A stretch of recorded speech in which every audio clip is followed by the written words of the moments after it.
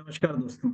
सहायक कुल परीक्षा 2022 के लिए जो एक टेस्ट सीरीज शुरू करी मैंने आपके लिए यूट्यूब के ऊपर 11 वीडियो हो चुके हैं। चूंकि एमपीपीएससी का प्रारंभिक परीक्षा का पेपर था, इसलिए आपकी क्लासेस रेगुलर नहीं हो पाए।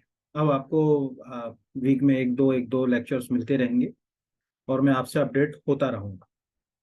और इस आज की क्लास में हम यूनिट 5 के ऊपर डिस्कशन करेंगे। विश्वविद्यालय की प्रशासनिक व्यवस्था, किस तरह के प्रश्न आ सकते हैं, प्लस एक टेस्ट सीरीज भी है मेरे द्वारा शुरू की गई, उसके ऊपर भी मैं चर्चा करूंगा बीच में। क्योंकि बहुत सारे बच्चों के मैसेज आ रहे हैं कि हम कैसे ज्वाइन करें, क्या करें, उस पर भी बात होगी। बट पहले तो देखते हैं कि आज इसमें क्या क्वेश्चन जो है वो पूछे जा सकते हैं। मतलब यूनिट 5 में किस तरह के प्रश्न जो है वो आते हैं। चलिए देखते हैं। इस बार जो मैंने क्वेश्चंस रखे हैं उसमें मैंने आंसर पहले ही टिक करा दिए। उसका कारण है कि बहुत सारे बच्चों को ये डाउट रहता है कि आंसर कहाँ मिलेंगे, क्या होगा। आप जो टिक लगाते हैं उसको देखना पड़ता है। और ये ऐप के ऊपर आपको ये आज की क्लास का पीडीएफ भी मिल जाएगा। इसके नीचे डिस्क्रिप्शन में लिंक दे दूंगा मैं। अब पहले तो समझ लीजिएगा कि जो मतलब यूनिवर्सिटी एक्ट वाला जो पोर्शन वाला यानी पार्ट बी है जो आपका, उसमें यूनिट 5 जो है यानी एडमिनिस्ट्रेटिव सेटअप वगैरह जो है, उसमें क्या प्रश्न बन सकते हैं। तो मैंने कुछ क्वेश्चंस लिए हैं कि किस नेचर के क्वेश्चन बनेंगे। तो आप उसी नेचर से अपनी तैयारी को जो है वो आगे लेके जाइए। जैसे पहला है, मध्य प्रदेश विश्वविद्यालय अधिनियम 1973 के तहत गठित किए जाने वाले मूल्यांकन बोर्ड के संबंध में कौन सा कथन असत्य है। पहला, मूल्यांकन बोर्ड का गठन धारा 30 के तहत किया जाएगा, ये बिल्कुल सही है। उसी में प्रोविजन है मूल्यांकन बोर्ड के गठन का। ठीक है। शैक्षणिक योजना एवं मूल्यांकन बोर्ड का कार्यकाल 3 वर्ष का होगा, ये भी बिल्कुल सही है। विश्वविद्यालय के कुलाधिपति मूल्यांकन बोर्ड के पदेन अध्यक्ष होंगे, ये गलत है। मूल्यांकन बोर्ड में रेक्टर का पद भी होगा, ये भी सही है। अब ये जो बात है, पहले तो इसको समझ लीजिएगा कि विश्वविद्यालय का जो कुलाधिपति होगा कि नहीं होगा। तो इसके लिए मैंने एक नीचे, मतलब ऐसे क्वेश्चन हम अवेयरनेस से कैसे करें, एक सिंपल सा मैंने एक स्टिकर यहाँ लगाया, अवधेश प्रताप सिंह विश्वविद्यालय का, आपको वहां दिख रहा है, बड़े अक्षर में लिखा है अधिसूचना क्रमांक विकास विद्या, ये सब हमारे काम का नहीं। मध्य प्रदेश विश्वविद्यालय अधिनियम 1973 की धारा 30 के अंतर्गत अवधेश प्रताप विषय विश्वविद्यालय रीवा में विद्या संबंधी योजना और मूल्यांकन बोर्ड का गठन पूर्व अधिसूचना इतनी इतनी के 3 वर्षों के लिए किया जाता है। अब आप इसमें देखिए, एक पद दिख रहा है कुलपति, यानी यहाँ तो सीधी सी बात है कि यहाँ नंबर 1 पे अगर 30(1) लिखा हुआ है, यानी ये जो कुलपति है यही मूल्यांकन बोर्ड का क्या होगा, पदेन एक्स ऑफिसो चेयरमैन होगा, यानी पदेन अध्यक्ष होगा। ये तो हो गया। फिर इसके जस्ट बाद नीचे जो है वो अगर कहा जाए रेक्टर खाली है, कोई दिक्कत की बात नहीं है। रेक्टर का मतलब होता है कुलाधि सचिव। ठीक है, कोई पूछेगा कि रेक्टर क्या होता है, तो कुलाधि सचिव को जो है वो अगर कहा जाए रेक्टर कहा जाता है। फिर रेक्टर के बाद जो है वो समस्त संकायों के संकाय अध्यक्ष वगैरह जो है वो लिखे हुए हैं इसमें। तो ये भी एक जो है वो प्रश्न जैसे बन सकता है। तो अब हमको क्या समझ पड़ा कि आपको यूनिवर्सिटी एक्ट तो अपनी जगह पढ़ना है, ये इस तरह की जो पेपरों में या खबरें आती रहती हैं इनसे भी देखकर हम कई क्वेश्चंस के आंसर तक जो है वो जा सकते हैं। तो अभी आप समझ गए होंगे कि जो विद्या संबंधी योजना और मूल्यांकन बोर्ड बनेगा, उस विद्या संबंधी योजना और मूल्यांकन बोर्ड के लिए जो है वो अगर कहा जाए उसमें एक्स ऑफिसो चेयरमैन कुलपति होगा। ठीक है, यानी वाइस चांसलर। फिर दूसरे नंबर पे जो सबसे इंपॉर्टेंट पोस्ट होगा वो होगा उसका कुलाधि सचिव यानी रेक्टर। फिर उसके बाद संकायों के जो संकाय अध्यक्ष होंगे वो होंगे।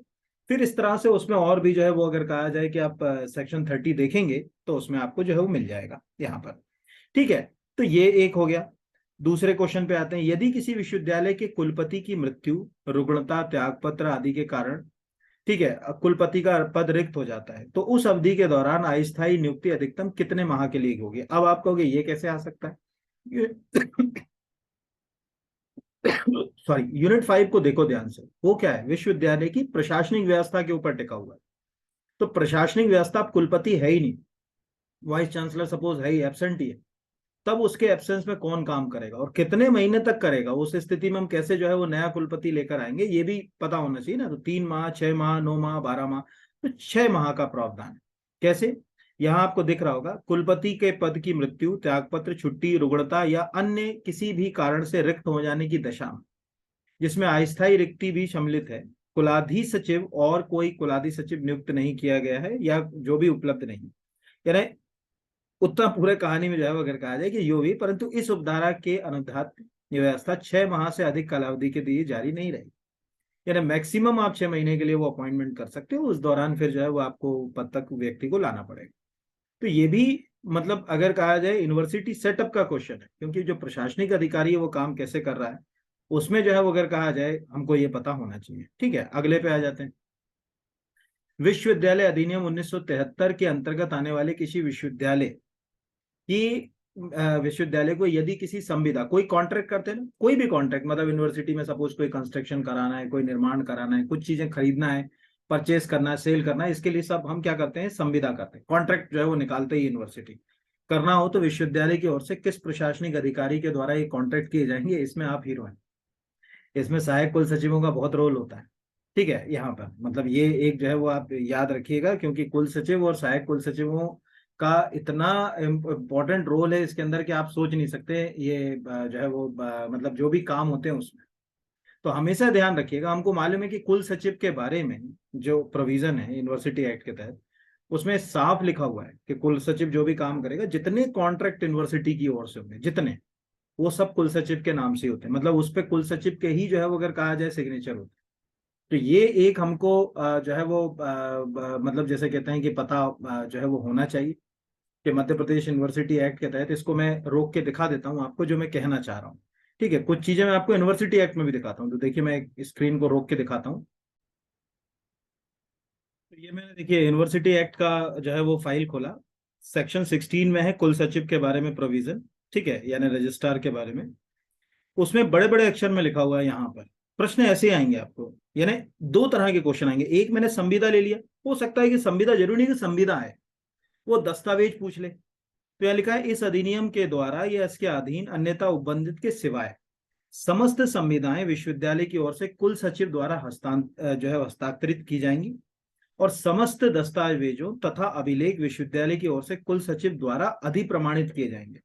ये चाहे तो हम इंग्लिश में भी देख सकते हैं, ये चाहे तो हम इंग्लिश हिंदी में भी देख सकते हैं। अगर हम यहाँ नीचे चले जाएं और सेक्शन नंबर 16 ले लें, तो हमें ये बात समझ पड़ा कि यार यूनिवर्सिटी में कुल सचिव का जो पोस्ट है वो एक इंपॉर्टेंट पोस्ट है रजिस्ट्रार की, क्योंकि जितने भी काम हो रहे हैं वो सब रजिस्ट्रार के थ्रू ही हो रहे हैं। जितने भी अगर कहा जाए कि जो भी प्रक्रिया है, तो यहाँ लिखा हुआ है, अनलेस जो है यहाँ से लिख रहे हैं, all contract shall be signed and all document and record shall be authorised by the registrar on behalf of the university. यानी विश्वविद्यालय की ओर से अगर मान के चलो कोई कानूनी प्रक्रिया भी हुई, ध्यान समझने है ना, और उसमें भी कोई डॉक्यूमेंट यहाँ से जा रहा है, तो वो उस पर सिग्नेचर किसका होगा, रजिस्ट्रार का।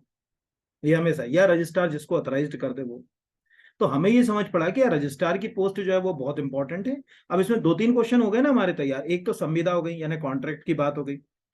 डॉक्यूमेंट्स की बात होगी कि जितने डॉक्यूमेंट्स होंगे वो रजिस्ट्रार जो है अगर कहा जाए जो है वो मतलब वो सिग्नेचर करेगा। बाकी टाइम टू टाइम जिसको परिनियम अध्यादेशों से जो भी उसको शक्तियां देंगे, वो भी वो काम जो है वो देखेंगे। तो अभी हमारे लिए ये बुनियादी जो बात निकल कर आई, हमको यहाँ समझ पड़ा कि ये प्रश्न का आंसर जो है वो कैसे आ सकता है, या क्या जो है वो पूछा जो है वो जा सकता है। अगले, मतलब ये तो आपको समझ पड़ गया होगा कि कुल सचिव क्यों है। ठीक है, और टेस्ट सीरीज का आपको लग रहा होगा कि सर ने इसमें लगा दी। बहुत सारे बच्चे मुझे कॉल कर रहे हैं कि कैसे है, तो मैंने उनको बताया कि ऐप के ऊपर आप जाओगे कोर्स मॉड्यूल में, उसमें टेस्ट सीरीज डली हुई, बहुत हेल्दी टेस्ट सीरीज है। ये भी मैं बता दूं, अभी आप एमपीपीएससी का पेपर जिनने दिया होगा, जिनने वो टेस्ट सीरीज पहले ले लिए, वो ये बता सकते हैं कि एमपी वाले पोर्शन में उनको कितनी हेल्प हुई होगी। ठीक है, तो वो चाहो तो आप वहां से परचेस कर सकते हो। मैं उसमें नीचे लिंक भी दे दूंगा, उसका एक वीडियो भी मैंने बना के डाला था लगभग एक हफ्ते पहले। वो वीडियो भी होगा तो मैं अभी आपको उसका भी लिंक इसमें डिस्क्रिप्शन में दे दूंगा, कैसे जाना है वो भी बता दूंगा लास्ट में। पर ये पहले मैं क्वेश्चन का नेचर तो समझा दूं कि क्या क्वेश्चन जो है वो आपको आने वाले, कैसे जो है वो बनेंगे आपसे। अगले के ऊपर आते हैं, विश्वविद्यालय के खिलाफ। अब यहाँ पर है कि वो जो इस मतलब यूनिट 5 के अंदर, उसके अंदर न्यायिक प्रक्रिया की बेसिक जानकारी की भी बात की गई कि आपको भैया कॉन्स्टिट्यूशन की भी बेसिक जानकारी होना चाहिए, न्यायपालिका की भी बेसिक जानकारी होना चाहिए। तो वैसे कैसे क्वेश्चन है, तो लिखा है कि यदि विश्वविद्यालय के खिलाफ किसी न्यायालय में वाद दायर किया जाता है, ठीक है, जो उस न्यायालय की अधिकारिता क्षेत्र में नहीं आता है, तब विश्वविद्यालय किस संवैधानिक रिट का प्रयोग कर सकता है। सिंपल सी लॉजिक है कि किसी कोर्ट में केस फाइल हो गया और कोर्ट को राइट ही नहीं है उस केस को सुनने का, ठीक है, कि भाई वो उसके ज्यूरिडिक्शन में नहीं आता, तब आप क्या करोगे। तब हम जो है अगर कहा जाए इसमें कौन सी रिट दायर करेंगे, तो वो है सर्टियोररी। बहुत सिंपल सी लॉजिक है, इसको समझने की कोशिश करो। मैं ये 4 रिट लिखी ना, चारों ही समझा देता हूँ। मान के चलो कल को आप सब सहायक कुल सचिव बन गए, ठीक है, और आपको पता है कि अब सहायक कुल सचिव बनने के बाद आपका काम है यूनिवर्सिटीज के अंदर स्टूडेंट को डिग्री अलॉट करना। ध्यान समझना ना, बहुत सिंपल से। अब आप डिग्री अलॉट कर ही नहीं रहे हो, ठीक है, यानी जो दायित्व आपके हैं, जो काम आपको दिया गया है, आप वो काम कर ही नहीं रहे हो। तो मैं क्या करूं, मुझे आज ही डिग्री लगाना है, अगर नहीं लगाऊंगा तो मेरी जॉब चली जाएगी या मेरे साथ कुछ घटना घट सकती है, प्राण है। जैसे सपोज मान के चलिए मुझे कोई एकदम अर्जेंसी वाला कोई मुद्दा है और मुझे आज ही जो है वो जानकारी चाहिए, जैसे पुलिस का ले लो, कि अगर पुलिस आपकी एफआईआर दर्ज नहीं कर रही, ठीक है, एफआईआर दर्ज नहीं कर रही, तो आप न्यायालय की शरण में जा सकते हो। तो न्यायालय ऐसी स्थिति में मैंडेमस रिट के तहत जाओगे, उसको बोलते हैं परमादेश। ठीक है, यहां पर अगर कहा जाए परमादेश का बेसिक अगर कहा जाए कि वी कमांड भी बोलते हैं इसको, मैंडेबस को, है ना। वी कमांड मतलब हम कमांड या आदेश देते हैं कि भाई आप क्यों नहीं कर रहे हो, आप करो, आपके जुरिडिक्शन में है, आपके दायित्वों में है, तो आप करो। तो आप में से सब कल का जब सहायक कुल सचिव बनेंगे तो बहुत सारे काम आपके जुरिडिक्शंस में होंगे, आपके अधिकारिता क्षेत्र में होंगे। अगर आप नहीं करोगे तो कोई आदमी आपके खिलाफ भी रिट लगा सकता है, लेकिन बस यही कि वो प्राण और उससे संबंधित हो। तो प्रतिषेध, प्रतिषेध का मतलब यह है, सिंपल सी लॉजिक है कि अगर मान के चलिए कोई न्यायालय है, ठीक है, और अगर वो न्यायालय, ये ध्यान रखना बहुत सरल सा है, अपने अधिकारिता क्षेत्र से बाहर काम कर रहा है, ठीक है, ये ध्यान रखें, अधिकारिता क्षेत्र से बाहर काम कर रहा है, और काम करने के दौरान, जैसे को इसको ऐसे समझो, एक्स कोर्ट है और इस कोर्ट को केवल 1,000 रुपए तक का केस सुनने का राइट है, लेकिन उसमें केस फाइल हो गया जो 5,000 रुपए तक का है, ठीक है। तो अगर वो केस फाइल हो गया, उस दौरान कोई व्यक्ति रिट दायर करेगा तो वो होगी प्रतिषेध, यानी न्यायालय उसको क्या करेगा, रोकेगा। तो कोई न्यायिक या अर्ध न्यायिक निकाय अगर अपने अधिकारिता क्षेत्र से बाहर काम कर रहा है तो प्रक्रिया के दौरान, ये ध्यान रखें, अगर कहा जाए ये दौरान अगर कहा जाए केस फाइल होगा, तो उसको हम आम भाषा में बोलेंगे प्रोहिबिशन। और उसने डिसीजन दे दिया, जैसे इस वाले केस में दोनों हो सकते हैं, ये थोड़ा सा मैंने अधूरा, इसके अंदर एक कमी है वो मैं पूरी कर देता हूं। यदि विश्वविद्यालय के खिलाफ किसी न्यायालय में वाद दायर किया जाता है और न्यायालय उस पर निर्णय दे देता है, इसको और जो है वो न्यायालय उस पर अधिकारिता के क्षेत्र में नहीं है और अधिकारिता के क्षेत्र में नहीं आता, और यहां लिख लो न्यायालय निर्णय दे देता है, दे देता है, तब आएगी सर्ट्योररी। ध्यान समझना। और अगर मान के चलो केस चल रहा है, तब आएगा प्रोहिबिशन। अंतर समझो, प्रोहिबिशन और जो है वो सर्ट्योररी दोनों बहने हैं। प्रोहिबिशन प्रक्रिया के चलने के दौरान अगर कहा जाए रिट जो है वो जारी की जाती है, कोई भी अगर कहा जाए, और अगर डिसीजन दे ही दिया, ठीक है, तब जो है वो सर्ट्योररी। तो इस केस को ध्यान से समझ लेना, जैसे ये खाली खाली लिखा है तो यहां पर आंसर प्रतिषेध भी हो सकता है, और डिसीजन दे दिया तो आंसर क्या हो सकता है, सर्ट्योररी हो सकता है। याद रहेगा, मतलब देखो कितना सरल हो गया। परमादेश, आपके अधिकार क्षेत्र में कोई काम है, आप कर ही नहीं रहे पूरा, तब जो है रिट दायर होगी, वो होगी मैंडेमस। ठीक है। दूसरा, आप अपने अधिकारिता क्षेत्र से बाहर जाके काम कर रहे हो, कोई भी न्यायालय अधिकारिता क्षेत्र से काम करे तो उसको रोकने के लिए रिट जारी होगी, प्रोहिबिशन। उसने डिसीजन दे दिया तो केस को अपने पास बुलवाएगा ऊपर की अदालत, उसमें रिट जारी होगी, सर्ट्योररी। ठीक है। और आखिरी, अभी पता चले कि आप कुल सचिव, आखिरी वाला भी समझ लो, अधिकार परीक्षण। अभी आप में से कोई कुल सचिव बन गया, बहुत ध्यान समझना, है ना। अब कुल सचिव बनने के लिए सपोज मास्टर डिग्री में 60, एग्जाम्पल दे रहा हूं, मास्टर डिग्री में 60% क्वालिफिकेशन चाहिए थी। अब आप सेलेक्ट हो गए, लेकिन आपका दोस्त रह गया, आपके दोस्त को पता चला कि ये तो यार 58% से पास हुआ है, ये कैसे बन सकता है, तो वो आपके खिलाफ न्यायालय में चला जाए। न्यायालय आपसे पूछेगा कि भाई आप इस पद पे नियुक्त हुए, आप इसकी योग्यता रखते हो, यदि आप योग्यता रखते हो तो प्रूफ करो, और नहीं रखते हो तो इस पद को छोड़ दो। तो अधिकार परीक्षा का मतलब है कि कभी भी कोई प्रशासनिक अधिकारी किसी भी सार्वजनिक पद पर है और वो उस सार्वजनिक पद की योग्यता नहीं रखता, लेकिन उसके बाद भी उस पद पे बना हुआ है, तो हम उसे उस पद से हटाने के लिए अधिकार परीक्षा ला सकते हैं। और एक एग्जाम्पल से समझ लो तो 1 मिनट में हमेशा के लिए खत्म हो जाएगा। एक्स पोस्ट के लिए क्वालिफिकेशन है 165 सेंटीमीटर हाइट होना चाहिए। किसी व्यक्ति ने जुगाड़ तुगाड़ लगा के मेडिकल वेडिकल बनवा बनू के जिसकी हाइट केवल 164 सेंटीमीटर है, वो पद जो है वो ले लिया, आपको पता चल गया कि उसकी तो हाइट ही नहीं है, तब आप न्यायालय में उसके खिलाफ जाओगे।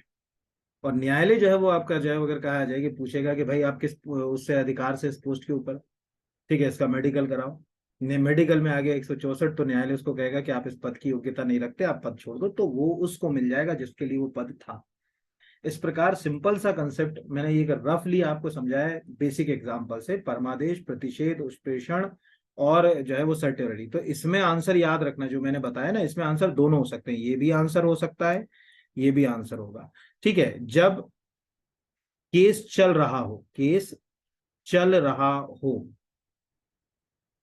तो प्रतिषेध, निर्णय हो गया हो, निर्णय हो गया हो तब सर्टेनिटी, है ना। तो इसको ऐसे ही जो है वो याद रखिएगा। चलिए अगले के ऊपर आ जाते हैं। यानी ये भी प्रश्न है, आपको न्यायिक प्रक्रिया में यही सब चीजें पता होना चाहिए। रिट कहाँ, जैसे अब आपको ये पता होना चाहिए कि भैया 32 नंबर के आर्टिकल के तहत सुप्रीम कोर्ट में जा सकते हो, 226 के तहत हाई कोर्ट में जा सकते हो यहाँ पर।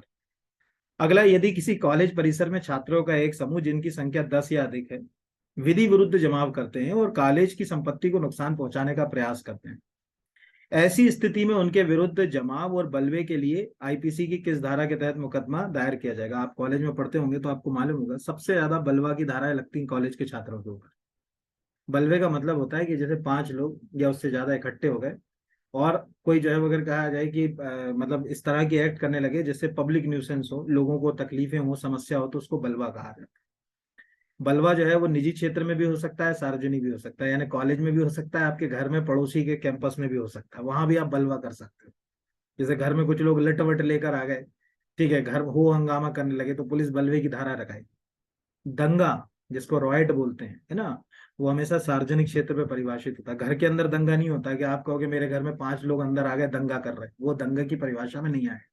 दंगा सार्वजनिक क्षेत्र के लिए होता है, पब्लिक जो है वो उसके लिए। तो आईपीसी की सेक्शन 146 147, आप कहोगे कि अब ये भी पढ़ना पड़ेगा। कुछ धाराएं आपको आईपीसी की पता होना चाहिए, कुछ, हम नहीं कहते कि सब पता हो, पर आईपीसी की, सीआरपीसी की कुछ धाराएं जो एक अवेयर स्टूडेंट को पता होना चाहिए, जैसे महिलाओं से संबंधित कुछ धाराएं। ठीक है, यहाँ पर कि भैया जो है वो अगर कहा जाए कि कोई महिला है वो कॉलेज में, या कोई गर्ल्स है वो कॉलेज के अंदर जो है वो अगर कहा जाए कि कॉलेज के अंदर पढ़ने जाती है, और उस दौरान जो है वो अगर कहा जाए कि उसके साथ कोई छेड़खानी हो रही है, उसे कोई परेशान कर रहा है, तब आपको पता होना चाहिए कि आईपीसी की, यानी ऐसे बेसिक चीजें पता होना चाहिए यहाँ पर, है ना। ये बेसिक, जैसे एक सिंपल सी लॉजिक है, ऐसे समझो। कॉलेज में एक लड़की बैठी हुई है, उसे देखकर एक लड़का अश्लील हरकतें कर रहा है और एक गाना गा रहा है, उस गाने का इंटेंशन भी अश्लील है। तो ऐसी स्थिति में कॉलेज प्रशासन से वो शिकायत करती है, कॉलेज प्रशासन पुलिस को बुलाता है, और पुलिस उस लड़के के खिलाफ जो है वो एफआईआर दर्ज करती है सेक्शन 294 के तहत। तो आईपीसी में एक है सेक्शन 294, कभी आप खुद भी ढूंढ के पढ़िएगा तो उसमें आपको ये पता चलेगा। उसमें लिखा है कि कोई भी सार्वजनिक स्थान पर कोई अश्लील हरकत कर रहा है, गाना गा रहा है, कोई अश्लील इशारा कर रहा है, ऐसा कुछ भी कर रहा है, अभद्र टिप्पणी आदि कर रहा है, तो जो है वो अगर कहा जाए इसमें ये धारा लगेगी। तो ऐसी धाराएं हमें जो है वो पता होना चाहिए। जैसे रैगिंग है, अभी रैगिंग का भी आप समझे ना, मान के चलिए कॉलेज के किसी स्टूडेंट की रैगिंग हो रही है, उसको इतना उकसा दिया लोगों ने, इतना कि बेचारे ने सुसाइड कर लिया। तो ऐसी स्थिति में चूंकि आपने उसको आत्महत्या के लिए दुष्प्रेरित कर दिया, मतलब उसको उकसा दिया, तो जिस व्यक्ति ने उकसाया उसके खिलाफ आईपीसी का 306 तो लगेगा ही लगेगा, क्योंकि आत्महत्या के लिए, दुष्प्रेरण के लिए आपने क्या करा, उसको जो है वो उकसा डाला। तो आईपीसी 306, आईपीसी 294, आईपीसी 146, ऐसी कुछ धाराएं, मतलब आप खुद भी ढूंढ सकते हो, महिलाओं से संबंधित महत्वपूर्ण धाराएं, ठीक है, कॉलेज में जो है अगर कहा जाए रैगिंग से संबंधित कुछ महत्वपूर्ण प्रावधान, इनमें आप देखोगे तो मिल जाए। तो ये बहुत टफ नहीं है, आसानी से जो है वो अगर कहा जाए आ सकता है। और आप अपने आसपास अपने मित्रों से, दोस्तों से पूछोगे तो कोई बता देगा कि बलवा बहुत कॉमन वर्ड है, तो बहुत सारे लोगों के ऊपर केस 2 साल तक की सजा हो जाती है उसमें, अगर ठीक तरीके से केस चल जाए तो। यदि कॉलेज में रैगिंग के दौरान किसी छात्र की मृत्यु हो जाती तो रैगिंग करने वाले छात्रों के खिलाफ क्या कानूनी प्रक्रिया लाई जा सकती है? उन विद्यार्थियों को कॉलेज और विश्वविद्यालय से जुड़ी किसी अन्य संस्थान में प्रवेश पर प्रतिबंध लगाया जा सकता है, ये भी हो सकता है, हाँ लगाया जा सकता है। उन छात्रों को केवल कॉलेज से निष्कासित किया जाएगा, यहाँ पर मृत्यु के लिए बात कर रहे हैं ना, बाकी के लिए नहीं, जो है मृत्यु के लिए ना निष्कासित किया जाएगा। उन छात्रों की डिग्री रद्द कर दी जाएगी। चौथा, मृत्यु के कारण का परीक्षण करने के बाद भारतीय दंड संहिता, दंड प्रक्रिया संहिता के अंतर्गत आने वाली धाराओं को लगाया जाएगा। चूंकि उस बच्चे की तो डेथ ही हो गई, तो उसमें तो एफआईआर दर्ज होगी, और एफआईआर में अगर ये प्रूफ हो गया कि भाई फलाने एक्स स्टूडेंट के कारण, उसके उकसाने के कारण इस लड़के ने या इस लड़की ने या इस बंदे ने जो है वो अटेम्प्ट कर लिया। ठीक है, जीवन बड़ा अनमोल है, कई बार बच्चे गलत कदम उठा लेते हैं जो कि बहुत गलत है। ठीक है, कभी ऐसा उठाना ही नहीं चाहिए कदम, हम तो कहते हैं, क्योंकि पता नहीं भाग्य में क्या बहुत अच्छा लिखा हो किसके, कुछ कह नहीं सकते। तो वहाँ 306 लग जाती, बाकी कॉलेज तो एक्शन लेगा ही लेगा। तो इस तरह के क्वेश्चन भी आपको पूछेगा। अगला है centre, centre for youth, C4U निम्न में से किस एक से संबंधित कार्य देखता है? तो यूजीसी के प्रयासों से चलता है ये। विश्वविद्यालयों में प्रवेश, नेशनल एंटी रैगिंग मॉनिटरिंग, विश्वविद्यालय में कला संस्कृति, विश्वविद्यालय के छात्रों के प्लेसमेंट। तो आंसर तो दिख ही रहा है, ये भी मैंने बता दी कि इस तरह के क्वेश्चंस भी पूछा जा सकता है। कैसे रैगिंग को रोका जाए, रैगिंग को रोकने के लिए क्या कदम उठाए जाएं, क्या प्रक्रियाएं हों, क्या मतलब उसके लिए रेगुलेशंस बनाए जाएं, यूनिवर्सिटीज क्या करें, यूजीसी कैसे कदम उठाए, इस सब के ऊपर जो है वो ये नेशनल एंटी रैगिंग मॉनिटरिंग काम करती है। और समय समय पर जो है वो अगर कहा जाए यूनिवर्सिटी ग्रांट कमीशन को सलाह भी देती है। ठीक है। मध्य प्रदेश विश्वविद्यालय अधिनियम की धारा 24 के तहत गठित कार्य परिषद यानी एजुकेटिव काउंसिल निम्न में से कौन सा कार्य नहीं देखती? अब चूंकि आपकी इस यूनिट में कार्य परिषद के बारे में भी है, सभा के बारे में भी है, तो आपको ये चीज पता होना चाहिए कि क्या काम करेगा। पहला, विश्वविद्यालय की संपत्ति और निधियों को धारण करना, उनका नियंत्रण प्रबंधन ये बिल्कुल करती है। जो भी अगर कहा जाए फंड्स हैं यूनिवर्सिटीज के पास, उनको मैनेज करने का काम एजुकेटिव काउंसिल के पास। वार्षिक वित्तीय प्राक्कलन आदि को जो है वो सभा के समक्ष जो है वो विचारार्थ रखना, ये भी बिल्कुल करती है। ठीक है, विश्वविद्यालय की ओर से निधियों को उधार लेना या देना, जो भी अगर कहा जाए बोरिंग करेगी, वो भी ये देखती है। और विश्वविद्यालय की विद्या संबंधी नीतियों का समन्वय पर्यवेक्षण करना, ये जो है वो काम नहीं करते। ये काम जो है वो कार्य परिषद का नहीं है। आप कहोगे कार्य परिषद का नहीं है तो किसका है? तो अगर हम यूनिवर्सिटी एक्ट में चले जाएं यहाँ, ये तो इसमें अगर हम नीचे चले जाएं सभा के जस्ट बाद, ये हमने विश्वविद्यालय की सभा ले ली, सभा के बाद ये आ गई कार्य परिषद। कार्य परिषद की शक्तियों के जस्ट बाद हम जैसे ही नीचे जाते हैं, यहां से देखते जाइएगा, तो आपको मिलती है वित्त संबंधी। ठीक है, ये यानी वित्त से संबंधित जो शक्तियां जो है वो मिलती है, ये वित्त आ गया। और वित्त के बाद आती है विद्या परिषद।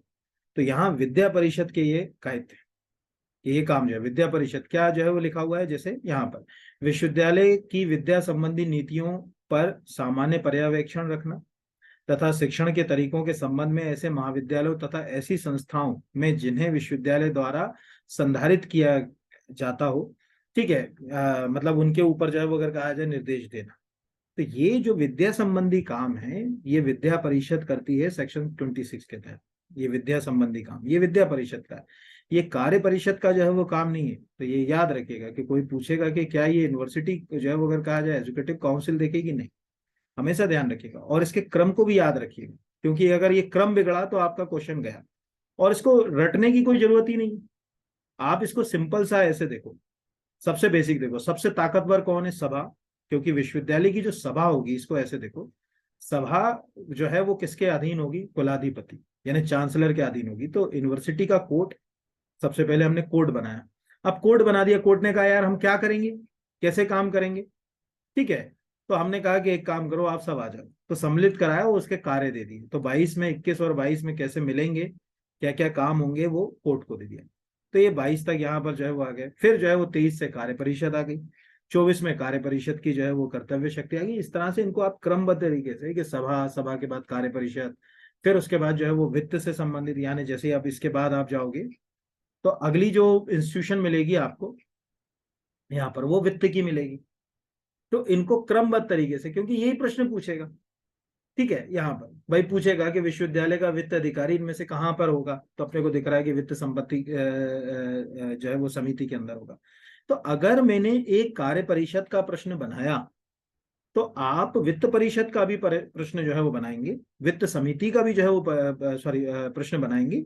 ठीक है, क्योंकि अब यही प्रश्न को मैं थोड़ा बदल देता, ठीक है, यही प्रश्न को मैं बदल देता, तो ये यही जो है वो अगर कहा जाए कि भाई विश्वविद्यालय के वार्षिक लेखे और वार्षिक संपरीक्षा, संपरीक्षा मतलब ऑडिट को समय समय पर पूरा करवाना और रिपोर्ट के प्रकाशन में समुचित निर्देश देना, इनमें से किसका कर्तव्य है? मुझे दिख रहा है कि यार वित्त समिति जो है वो देखेगी, करेगी, इसके अंदर जो है वो अगर कहा जाए। या आपसे पूछ लेता है कि भाई जो कुलपति है यानी वाइस चांसलर है, इनमें से किसका अध्यक्ष नहीं होगा? तो अगर आपको पता है कि किसका अध्यक्ष होगा तो नहीं वाला भी अपने पास जो है वो आंसर तक आ जाता। इस तरह से हम आंसर तक जो है वो जा सकते थे। आ गया समझ में? यानी ये मैं आपको नेचर बता रहा हूं कि यूनिट 5 में कैसे क्वेश्चन है। अगला है, मध्य प्रदेश विश्वविद्यालय अधिनियम की धारा 20 के तहत गठित सभा में सम्मिलित राज्य विधान सभा के 8 सदस्यों का चयन किस प्रकार किया जाए। अब ये बहुत बेसिक सा प्रश्न है। कोई भी यूनिवर्सिटी की जो सभा होती है उसका अगर आप ऑफिशियल डॉक्यूमेंट देखेंगे, मैं आपको अभी बरकतुल्लाह यूनिवर्सिटी का तो दिखाई दूं, उसमें लिखा हुआ है कि आपको जो है वो एमएलए को भी जो है वो शामिल करना पड़ेगा। तो राज्य विधानसभा के द्वारा जो है वो एमएलए यहाँ पर, तो जैसे अगर अपन यहाँ चले जाएं, वापस चले जाएं, पहले तो हम सभा पे जाएं, तो विश्वविद्यालय की सभा हमने ये ऊपर से खोल ली। ठीक है, कैसे विधान परिषद जो है वह विधानसभा भेजेगी, तो उसके लिए हम ये चले गए विश्वविद्यालय की यहाँ पर। अब यहाँ पर जब हम यहाँ गए तो इसके अंदर ग्रुप बने हुए हैं, मतलब जो यूनिवर्सिटी जो कोर्ट है, उस यूनिवर्सिटी कोर्ट के लिए क्या करा गया, अलग अलग ग्रुप्स जो है वो तैयार किए गए कि किसमें कौन जो है वो रहेगा, कहाँ किसको जो है वो शामिल जो है वो किया जाएगा, कैसे किया जाएगा। तो देखो ग्रुप ए है, तो ग्रुप में ये सब लोग हैं कि जैसे नगर पालिका, नगर निगम, महापौर वगैरह कहाँ किस में बैठेंगे, तो ग्रुप ए में रहेंगे। फिर जो ग्रुप बी है, तो ग्रुप बी के अंदर जो है वो प्रचार वगैरह के बारे में प्रोविजन है, ये मैं ऑलरेडी पहले पढ़ा चुका हूँ, तो ये मैं उसको फिर से जो है वो आप पुराने वीडियो देखेंगे उस पर जो है वो मिल जाएगा आपको ग्रुप।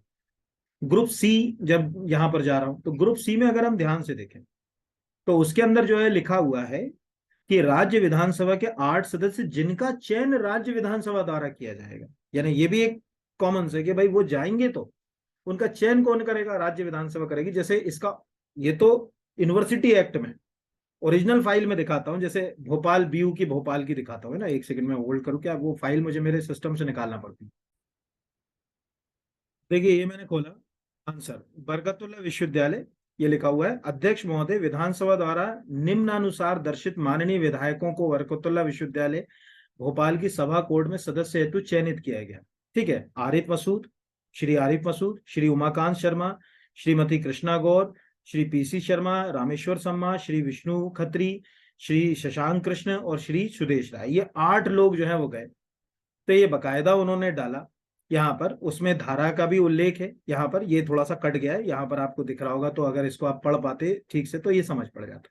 यानी जो एक्ट हैं उनको हम अपने आसपास, ठीक है, तो जैसे ये नीचे और भी अगर कहा जाए कि जो लोगों को चुना गया उनके बारे में प्रोविजन है, तो ऐसे इन क्वेश्चंस के आंसर तक जो है वो हम आसानी से यहाँ से जा सकते, कि उनका चयन तो राज्य विधानसभा ही करेगी, वो तय करेगी कि किसको भेजना है किसको नहीं भेजना है, वो हम तय नहीं करेंगे, वो यही तय करेगी यहाँ पर। तो ये वाला प्रश्न भी आपको समझ पड़ गया कि कैसे जो है वो आएगा। विश्वविद्यालय में द्वितीय कार्यकारी अधिकारी किसे कहा जाता है? कुलाधिपति यानी चांसलर, ठीक है, कुलपति यानी वाइस चांसलर, कुलाधि सचिव यानी रेक्टर और कुल सचिव यानी रजिस्ट्रार। एक्चुअल देखो यूनिवर्सिटी जो होती है ना, यूनिवर्सिटी के पूरे काम, ठीक है, जनरली तो जो है वो चांसलर ही देखता है। तो मध्य प्रदेश विश्वविद्यालय अधिनियम 1973 के अंतर्गत जो यूनिवर्सिटीज आ रही है उनमें तो चांसलर गवर्नर है। गवर्नर के बाद जो इंपॉर्टेंट पोस्ट होती है, यानी मतलब चांसलर के बाद होती है वाइस चांसलर। यानी टेक्निकली अगर कहा जाए, अगर हम विश्वविद्यालय के अधिकारियों की बात करें, अथॉरिटीज की बात करें, प्राधिकारियों की बात करें, तो वहां पहला प्राधिकारी तो टेक्निकली वाइस चांसलर ही है। ठीक है, उसके जस्ट बाद जो है वो रेक्टर, रेक्टर का पद पहले नहीं था, ये पद हमने क्या करा बाद में जो है वो ऐड किया। तो जैसे अगर आप यहां पर जाएं, ये देखिए ध्यान से, यहां अगर हम चले जाएं, ये तो पहले तो मैं आपको ये बता दूं, यहाँ ऊपर से नीचे केवल लाऊंगा, रेक्टर का पद तो नीचे चला गया, लेकिन मैं आपको कुछ दिखाना चाहता हूं। ये हो गया कुलाधिपति, कुलाधिपति के बारे में तो यह यहाँ पर सब कुछ लिखा हुआ है। अब मुझे जाना है विश्वविद्यालय के अधिकारियों के बारे में, तो कुलाधिपति के बाद से जो है अगर कहा जाए, ये कुलपति आ गया। ठीक है, कुलपति जैसे ही खत्म होगा तो कुलाधि सचिव आ गया, यानी 15B बाद में जोड़ा गया है ना, ये कुलाधि सचिव, ये दूसरे नंबर का जो है अगर कहा जाए सैलरीड ऑफिसर है, ठीक है, जिसको रेक्टर कहा जाता है। फिर उसके बाद जो है वो राज्य विश्वविद्यालय सेवा इंट्रोड्यूस कर दी 15C के तहत, कि यार जो है वो अगर कहा जाए जो है वो यूनिवर्सिटी सर्विस। इसके बाद भी हमारा मन नहीं भरा। आप कहोगे सर हमारा उल्लेख कहाँ है, हम सहायक कुल सचिव की तैयारी कर रहे हैं, हमारे बारे में भी बताओ सर, इसमें कहीं लिखा है क्या? तुम्हारे बारे में यहाँ लिखा हुआ है। जब हम और नीचे जाएंगे इसमें, ठीक है, तो यहाँ पर लिखा हुआ है ये कि भाई विश्वविद्यालय के जो है वो प्राधिकारी, तो विश्वविद्यालय के प्राधिकारी में ये जो है वो चीजें ये यहाँ तक आ गई। 19 कौन कौन जो है वो किस किस के साथ काम करेंगे, और 18 अन्य अधिकारी। तो कोई पूछे सहायक कुल सचिव, ठीक है, परीक्षा नियंत्रक, उप कुल सचिव, ऐसे जो पद हैं वो कहाँ है, तो 18 के तहत है ना। विश्वविद्यालय तय करेगा कि हमको किस पद को क्रिएट करना है, किसको नहीं करना, उसको अधिकार दिया गया है अन्य अधिकारियों के बारे में। तो इस तरह से हम आसानी से आंसर तक जा सकते हैं कि कुलाधि सचिव यानी रेक्टर, जिसके लिए बाद में प्रोविजन डाला गया 15B में, कितना इंपॉर्टेंट जो है वो पोस्ट है, मोस्ट इंपॉर्टेंट पोस्ट है यूनिवर्सिटी के अंदर अगर कहा जाए वाइस चांसलर के बाद। ठीक है, अगले के ऊपर आ जाते हैं। अगला है विश्वविद्यालय के अन्य अधिकारियों की सेवा शर्त और शक्तियों के बारे में किस परिनियम में प्रावधान है। पहले तो समझो ये क्या कह रहा है। ये कह रहा है कि तुम कल सहायक कुल सचिव बनोगे सभी, तो तुम्हारी सेवा शर्त और शक्तियां, तुम्हें क्या दायित्व दिए जाएंगे, क्या काम करोगे क्या नहीं करोगे, ये कहाँ लिखा हुआ है। तो पहले तो हमें मालूम है कि अन्य जो अधिकारी हैं यूनिवर्सिटी के, उनके बारे में आर्टिकल मतलब सेक्शन किसमें प्रोविजन अभी ऊपर दिखाया मैंने, 18 में। लेकिन उसमें केवल इतना लिखा हुआ है कि यार 18 में अन्य अधिकारी होंगे, अधिकारियों के दायित्व वगैरह के लिए टाइम टू टाइम क्या बनाए जाएंगे, परिनियम, और उस परिनियम का क्रमांक है 20। अब आप कहोगे कि ये भी नहीं समझ पड़ा, तो मैं आपको फिर स्क्रीन रोककर परिनियम 20 भी दिखाता हूं कि क्या कहता है। देखिए मैंने ये परिनियम 20 खोला है। ठीक है, other officer of the university coordination of service power and duties, reference section 18। अब ये जीवाजी यूनिवर्सिटी का है। आप इसको ढूंढने मत चलने जाना, और ना इसको पढ़ने की कोशिश करना, इतना लंबा चौड़ा 273 पेज का है ये। आप आज से अगर एक महीने भी याद करोगे तो 5-10 पेज ही कर पाओगे। तो टू दी पॉइंट चीजों पर आओ यहाँ पर। अब उसमें लिखा है यहाँ पर, जैसे deputy registrar, finance officer, university librarian, controller university press, university engineer, ठीक है, ऐसे असिस्टेंट रजिस्ट्रार, ये सब जो है अगर कहा जाए अधिकारियों का उल्लेख है। ये सब को हम क्या दायित्व देंगे, क्या काम करेंगे, ठीक है, ये सब के लिए हमने क्या किस परिनियम में बात कर दी, परिनियम 20 में। लेकिन उसके लिए कहाँ के, इसको आधार काय को बनाया, आधार बनाया विश्वविद्यालय अधिनियम की धारा 18 को। तो विश्वविद्यालय अधिनियम की जो यूनिवर्सिटी एक्ट है, यानी मध्य प्रदेश यूनिवर्सिटी एक्ट है, उसके सेक्शन 18 के प्रोविजंस को फॉलो करते हुए हमने परिनियम क्रमांक 20 के तहत deputy registrar, finance officer, university librarian, control of university press, university engineer, और दुनिया भर के ये तुम का मतलब ये है कि जितने देख रहे हैं, सपना तो है कि असिस्टेंट रजिस्ट्रार बने, तो असिस्टेंट रजिस्ट्रार, डिप्टी कंट्रोलर, इन सब के लिए यहाँ पर आप देखेंगे तो उनके सबके दायित्व वगैरह लिखे हैं कि क्या दायित्व होगा, कैसे काम करेगा। बहुत बड़ा आर्टिकल है, आप थक जाओगे इसको पढ़ पढ़ के। इतना जो है अगर कहा जाए कि क्या होगा, कि जैसे फिजिकल एजुकेशन है तो कौन देखेगा क्या देखेगा, तो ये हमको ये चीज जो है वो अगर कहा जाए यहाँ पर समझ पड़ती है। तो ये आपको जो है वो बात समझ ही पड़ गई होगी कि जो मैंने पूछा कि किस परिनियम में, यानी असिस्टेंट रजिस्ट्रार के बारे में किस परिनियम में, तो परिनियम 20। सेम मैंने जस्ट उसके नीचे लिखा कि यदि विश्वविद्यालय में किसी वित्त नियंत्रक को नियुक्त किया जाना है, तो विश्वविद्यालय अधिनियम की किस धारा के तहत उसके कार्य एवं कर्तव्य सौंपे जाएंगे, ये भी धारा 18 के तहत। अब यहाँ क्यों खिचड़ी बन जाएगी ये समझ लो, यही क्वेश्चन एग्जाम हॉल में फॉल्ट उड़ाएगा। आपने रट लिया कि टीचर ने आपको पढ़ा दिया, सर ने, कि यार धारा 18 में विश्वविद्यालय के अन्य अधिकारियों के बारे में प्रोविजन, और उसके लिए परिनियम 20 में जो है वो प्रावधान है, तो वित्त नियंत्रक भी 20 में होगा। जबकि वित्त नियंत्रक के बारे में 20 में प्रोविजन नहीं है। इसके लिए अगर आप यहाँ जाओ, देखो ध्यान से, यही तो सब एक्चुअल पढ़ाई में यही तो होता है। अभी मैं चला गया यहाँ पर अगर कहा जाए, अब परिनियम 21 लिखा है, function and duty of finance officer, वित्त से संबंधित जो अधिकारी होगा वो जो क्या काम करेगा, कैसे करेगा, कौन उसको नियंत्रित करेगा, किसको रिपोर्ट करेगा, वो सब आपको मिलेगा परिनियम क्रमांक 21 में।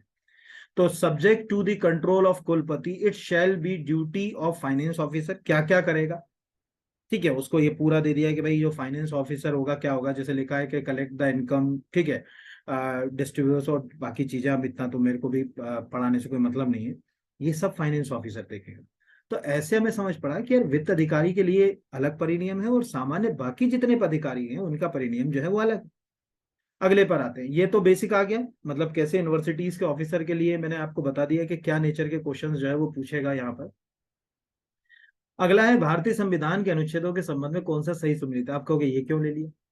जब आप न्यायिक प्रक्रिया की बात करोगे ना, तो बुनियादी न्यायिक प्रक्रिया, जैसे अभी मैंने आईपीसी के सेक्शन बताए, तो आपको बेसिक कॉन्स्टिट्यूशन में भी, आप पूरा तो नहीं कर सकता एक आर्टिकल में, ठीक है, तो कॉन्स्टिट्यूशन में भी कुछ आर्टिकल्स आपको पता होना चाहिए जो न्याय प्रणाली से संबंधित हों, जैसे supreme court, high court, subordinate court का प्रोविजन कहाँ कहाँ किन आर्टिकल्स में, ये आपको अच्छे से पता होना चाहिए। जैसे अपराधों के लिए दोष सिद्ध के संबंध में संरक्षण, धारा 20 बिल्कुल साफ है। ठीक है, आपको तब तक हम अपराधी नहीं मान सकते, आपका मतलब मैं अपने आप को ले लेता हूँ, कई बार ऐसे ही बोला जाता है, किसी व्यक्ति को तब तक हम अपराधी नहीं मान सकते जब तक कि उसके ऊपर अपराध सिद्ध ना हो जाए। ठीक है, उसको उसके खिलाफ हम गवाह नहीं बना सकते, एक ही अपराध के लिए एक से ज्यादा बार दंडित नहीं कर सकते, जिसको हम सरल भाषा में डुअल जियोपर्डी, दोहरी क्षति कहते हैं। प्राण एवं दैहिक स्वतंत्रता का अधिकार, इस क्लास में हर एक बच्चे को सबसे बड़ा कॉन्स्टिट्यूशनल राइट यही, right to life and personal liberty. इतना विस्तृत है कि आप सोच नहीं सकते, अथाह सागर। आप जो स्वच्छ हवा ले रहे हो, आप कहोगे साहब गाड़ियों से पॉल्यूशन हो रहा है तो मेरे प्राण एवं दैहिक स्वतंत्रता का नुकसान है, सरकार एक्शन ले सकती है। पेड़ कट रहे हैं, मेरी प्राण दैहिक स्वतंत्रता का नुकसान है, सरकार एक्शन ले सकती है। जहां तक कि कोविड में जो आपको वैक्सीन लगी ना फ्री में, वो प्राण एवं दैहिक स्वतंत्रता के तहत लगी। आपका आपका अधिकार है अपने प्राण और देह को बचाना, तो सरकार की जिम्मेदारी बन गई कि आपको वैक्सीनेशन दे, नहीं तो उससे किसी व्यक्ति की मृत्यु हो सकती है। जहां तक कि एक लड़का है लड़की अपने जीवन साथी अपना पसंद का चुनना चाहे, वो भी right to life and personal liberty के अंतर्गत आता है। और आश्चर्य की बात है कि इस समय राइट टू इंटरनेट एक्सेस, यानी इंटरनेट प्राप्त करने का अधिकार भी केरल हाई कोर्ट के अनुसार केरल में प्राण एवं दैहिक स्वतंत्रता का अधिकार। उसका कारण यह है कि आज इंटरनेट के जगत में अगर हमारे पास इंटरनेट नहीं है तो हमें घटना को पता ही नहीं, पता चले बाहर दंगा हो रहा, हमें पता ही नहीं चला, हम चले गए और वहां कोई घटना घट गई, हमारे प्राण एवं देह पर नुकसान आ गया। तो ये बेसिक है। जैसे 21 नंबर 22 नंबर है, कुछ दिशाओं में गिरफ्तारी से निरोध का संरक्षण, सबको मालूम है। अगर किसी व्यक्ति को गिरफ्तार करोगे 24 घंटे में नियरेस्ट मजिस्ट्रेट के सामने पेश करो, 24 घंटे में। ठीक है, मतलब इसमें ट्रेवल टाइम नहीं होता, नहीं तो तुम सोचोगे जाने आने के जो 10 घंटे लग रहे हैं वो नहीं। नहीं पेश कर पा रहे हो तो हैबियस कॉर्पस लगेगी, मालूम होगा आर्टिकल 32 के तहत तुम रिट पिटिशन फाइल कर सकते हो। वो कौन सी अभी फिल्म आई थी, जय भीम थी या कौन सी थी, उसमें बताया गया है पूरा। कार्यपालिका और न्यायपालिका का पृथक्करण आर्टिकल नंबर 50 में है। ये मैंने एक क्वेश्चन ही लिया, ये मतलब इसका आंसर जो है वो टेक्निकली कौन सा आर्टिकल है, 50। कार्यपालिका मतलब सिंपल सी बात करें कि कलेक्टर, एसडीएम, एडीएम, नायब तहसीलदार, तहसीलदार, ये सब एजुकेटिव बॉडी का हिस्सा होते हैं। और जुडिशरी और एजुकेटिव के बीच में हमेशा जो है वो खटपट बनी रहती है। तो जुडिशरी एजुकेटिव के मामलों में हस्तक्षेप ना करे और एजुकेटिव जुडिशरी के मामलों में हस्तक्षेप ना करें, इसके लिए ये कहा गया डीपीएसपी में कि भाई आप अलग अलग दोनों को रखो।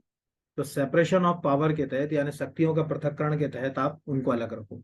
तो आपको एक पता होना चाहिए कि 50 नंबर के आर्टिकल में ये प्रोविजन जो है वो डला हुआ है यहाँ पर। ठीक है, अगला, यदि किसी कॉलेज में छात्रों के द्वारा अन्य छात्रों की रैगिंग ली जाती है तो कॉलेज प्रबंधक निम्न में से कौन से कदम उठा सकता है। कॉलेज छात्रों पर जुर्माना अधिरोपित कर सकता है। अभी उत्तराखंड का एक केस में पढ़ रहा था, 25-25 हजार रुपए जुर्माना, 12.5 लाख रुपए आई थी, 25-25 नहीं 12.5 लाख रुपए जुर्माना अधिरोपित किया, दिखा दूंगा अभी। कॉलेज छात्रों को बंदी बना सकते हैं, वो तो कर ही नहीं सकता। ठीक है, कॉलेज छात्रों को 3 माह तक का कारावास ये भी नहीं कर सकता, 2 वर्ष। देखो न्याय, किसी भी कॉलेज में चाहे वो कुलाधिपति हो चाहे वो कुलपति हो, उसको न्याय व्यवस्था को, दंड व्यवस्था को या दंड को अपने हाथ में लेने का अधिकार नहीं।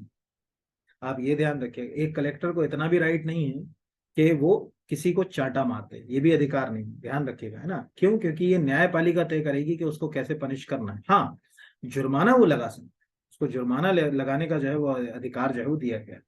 तो यहाँ कॉलेज जुर्माना तो अधिरोपित कर सकता है, कैसे कर सकता है वो मैं भी दिखा देता हूँ आपको, है ना। उसके लिए एक कोई न्यूज की क्लिप दिखा देता हूँ।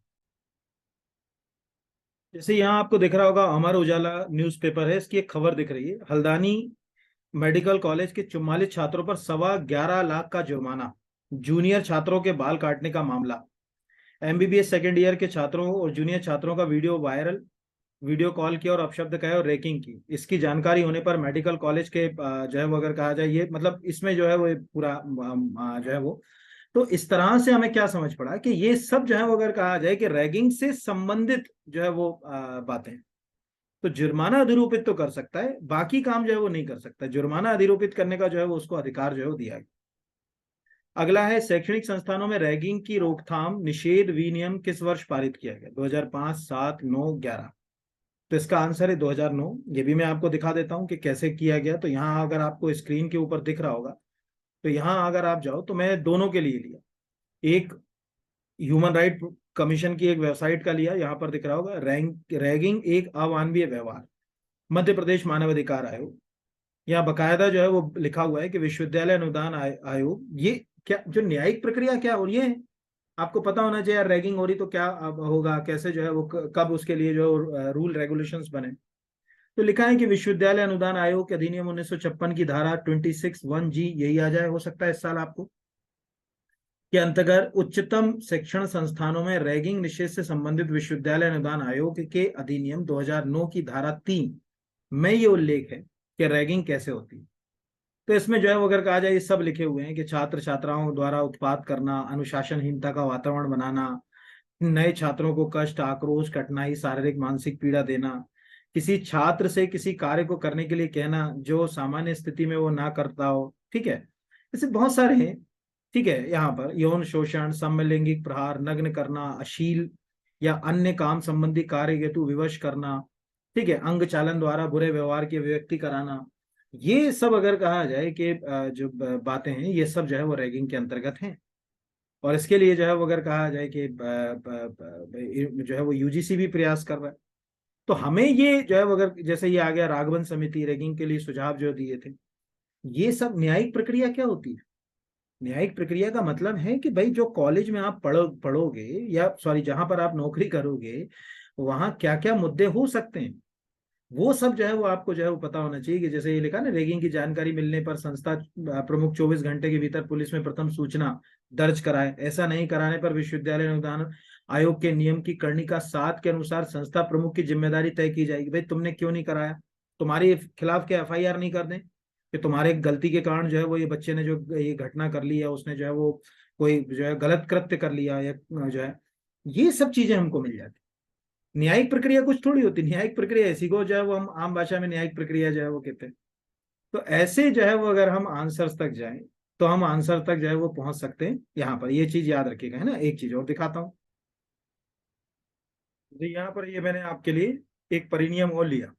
परिनियम 40, विश्वविद्यालय से संबंधित महाविद्यालय में रैगिंग की रोकथाम के लिए विशेष प्रावधान। तो ये परिनियम 40 में भी ये प्रोविजन है कि भाई उसमें बताया गया है कि रैगिंग में क्या क्या, मतलब विश्वविद्यालय भी प्रयास करेगा। तो रैगिंग में क्या लिखा, जैसे शारीरिक आघात यानी चोट पहुंचाना, चाटा मारना, पीटना, दंड देना, यही न्यायिक है। आपको सबको लगता होगा कि क्या यही प्रश्न तो पूछेगा, और क्या पूछेगा ना, मानसिक कलेश पहुंचाना, छोड़ना, अपमानित करना। अश्लील अपमान में क्या होगा, असभ्य चुटकुले सुनाना, असभ्य व्यवहार करना, सहपाठियों के साथ अनियंत्रित व्यवहार जैसे हुल्लड़ मचाना, चीखना, चिल्लाना, ये सब रैगिंग के तहत ही आएंगे। और इनके लिए जो है वो बकायदा ये प्रोविजन डाला हुआ है पूरा। ठीक है, इसका परिनियम 40 में जो है वो प्रावधान भी है कि भाई कैसे होगा। तो इसमें लिखा भी हुआ है कि पुलिस जैसे यदि रैगिंग के कृत्य में किसी पूर्व छात्र अथवा अछात्र द्वारा किया गया हो, तो ऐसे व्यक्ति को पुलिस का समुद्र करने का अधिकार प्राचार्य विश्वविद्यालय के कुलपति को होगा, और इसकी शिकायत पर पुलिस को दोषी व्यक्ति को हिरासत में लेने, एफआईआर दर्ज करने का अधिकार होगा। ठीक है, ये यहाँ पर महाविद्यालय, तो ये प्रक्रिया है पूरी यहाँ पर कि कैसे जो है वो अगर कहा जाए उसके निष्कासन पे रोक लगेगी, क्या होगा, क्या चीजें जो कराई जा सकती हैं, कैसे उसके ऊपर जो है वो जुर्माना जो है वो अधिरोपित किया जा सकता है। ये सब बातें जैसे लिखा हुआ है कि बोर्ड की अनुशंसा हो गई तो महाविद्यालय विश्वविद्यालय 1 वर्ष 2 वर्ष के लिए निष्कासित कर सकता है। राज्य के किसी महाविद्यालय विश्वविद्यालय में 2 वर्ष की प्रवेश पर रोक लगा सकता है। दोषी छात्र को दंड के विरुद्ध जो अपील करने या अपील के लिए संबोधित करने, ये सब चीजें। तो ये एक आपको खुद भी अपने स्तर पर जो है वो चीजें, ये सब न्यूज़पेपरों में मिल जाती हैं। अब वहां ढूंढो, पढ़ो, तो मिल जाएगा। तो इस तरह से मैंने ये आपको कोशिश करी बताने की कि कब आया। तो सीधी सी बात है कि रैगिंग ली जाती है तो जुर्माना अधिरोपित कर सकता है। ठीक है, इधर ऊपर अगर कहा जाए कि एक और मैंने जो है बताया था यहाँ पर, ये काम नहीं है ना। तो बस इतना क्वेश्चंस मैंने आज आपको करा दिए। मुझे लगा कि शायद इसमें से कोई क्वेश्चंस आपको बन भी जाए एग्जाम में। रही बात अगर आपको टेस्ट सीरीज लेने का मन है, ठीक है, हेल्दी है, और बहुत ऐसी हाई तोबा मेहनत भी नहीं है उसमें कि बहुत ज्यादा कोई 1000 5,000 खर्च हो रहे हैं आपके। टेस्ट सीरीज में दो फायदे मिलेंगे आपको। पहला कि वो टेस्ट सीरीज की वैलिडिटी, ठीक है, 1 ईयर तक रहती है। ऐसी स्थिति में साफ है कि जो आप असिस्टेंट प्रोफेसर को तैयार करें उसका पेपर 1 के जो है टेस्ट आपको मिल जाएंगे, वो एक सबसे बड़ा प्लस पॉइंट है। दूसरा, जो मेरी टेस्ट सीरीज है, बाकी का तो मुझे नहीं मालूम, और मेरी टेस्ट सीरीज के अंदर क्वेश्चंस मैं खुद प्लान करता हूँ, कट पेस्ट के क्वेश्चन, इनमें से एक भी क्वेश्चन कट पेस्ट वाला नहीं, खुद ही मैं बैठे बैठे बनवाता हूँ यहाँ पर। तो मेरी टेस्ट सीरीज में भी जो है वो टेस्ट जो मैंने दिए हैं या जो मैं बनवाए हैं वो खुद ही प्लान करूंगा, बाकी कोई जो है उसमें जो है वो प्लान नहीं करेगा। तो अगर आपको टेस्ट सीरीज लेना है या मन करता है कि देखना है कि उसमें क्या कंटेंट है कैसे है, वैसे जो मैंने टेस्ट सीरीज का ऐड डाला था उसमें तो 35 ही टेस्ट लिए थे, पर जिनने ली होगी उनको मालूम है कि अभी 40 टेस्ट होगा उसमें, मतलब आज की स्थिति में ही उसमें 40 टेस्ट हैं टेस्ट सीरीज के अंदर, है ना। तो वो आप वहां से देख सकते हो, नीचे डिस्क्रिप्शन में मैं लिंक दूंगा, वो लिंक में जो वीडियो होगा उसको आराम से रिलैक्स माइंड देखोगे तो समझ पड़ेगा कि कैसे परचेस करना है। और जब टेस्ट सीरीज परचेज कर लोगे तो टेस्ट सीरीज के अंदर ही एक वीडियो मिलेगा 1 मिनट का, कि टेस्ट को देखना कैसे है, डिस्क्रिप्शन जो है वो अगर कहा जाए टेस्ट का जो है वो कैसे सॉल्व करना है, ये सब चीजें ठीक यहाँ पर अगर कहा जाए तो ये एक यहाँ पर।